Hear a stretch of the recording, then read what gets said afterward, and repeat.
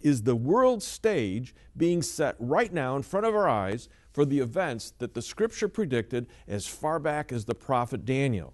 And Jimmy, let me start with the book of Revelation here first, and I'd like you to jump off of that.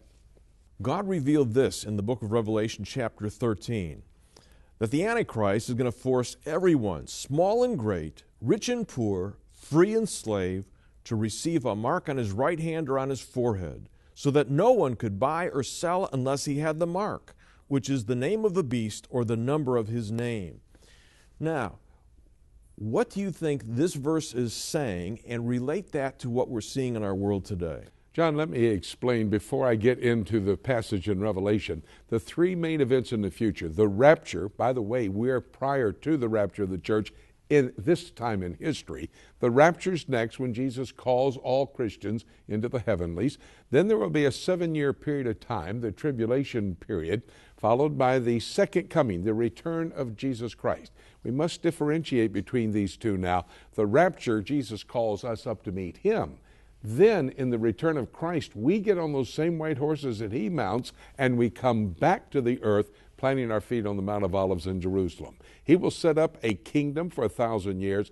That will be followed by the terrible time of judgment at the great white throne judgment before we move into eternity future. Now, when we come to the passage in chapter 13 of the book of Revelation, it's at the midway point between the first and the second column.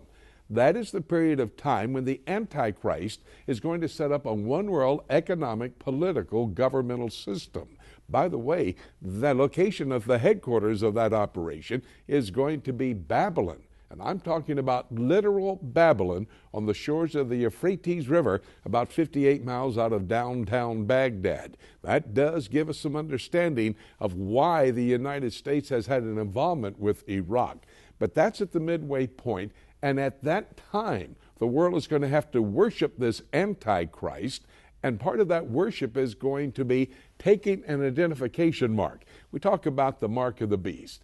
I don't know. The Bible doesn't tell me. It's going to be a tattoo up here. It's going to be a computer chip on the forehead or the back of the hand. We do know for sure it will be an identification mark, or even a little computer chip in the tip of a finger would be all that they would need as they go into a grocery store. You run it over the checkout counter, and there all your information is recorded at the bank. In fact, we're not going to have any paper money or coin money in the future. It's going to be all electronic. That is part of what's happening in our world technologically today that sets the stage for these prophecies to be fulfilled. The Antichrist will require every single person on earth to have this identification mark. That's chapter 13, verses 16 and 17 in the book of Revelation. One of the interesting things to me, John, is many people may be saying, well, wait a minute. Why would I take a mark in my forehead, a mark on my forehand, a little chip on the end of my finger? Why would I do that? Well, may I suggest that the world leaders today are working towards a structure globally that will set our economic system in place for someone to be able to control the buying and the selling. Our leaders at G20, they've come together. They've talked about a common currency, a global structure. George Soros, who is the very rich man who has been manipulating some of the political activities in our world recently, held a conference with over 200 world leaders, economic leaders, political leaders, who came together to determine how they could set in place a global economic structure. The European Union is working within the confines of their 27 member states to do exactly the same thing. China, when the president of China visited with our president in the White House, he said we need to move towards a one world currency. John, everything that the Bible talks about will happen seems to be coming into place even as we do this broadcast. And I would have to say to the people, man, we had better pay attention to what's going on.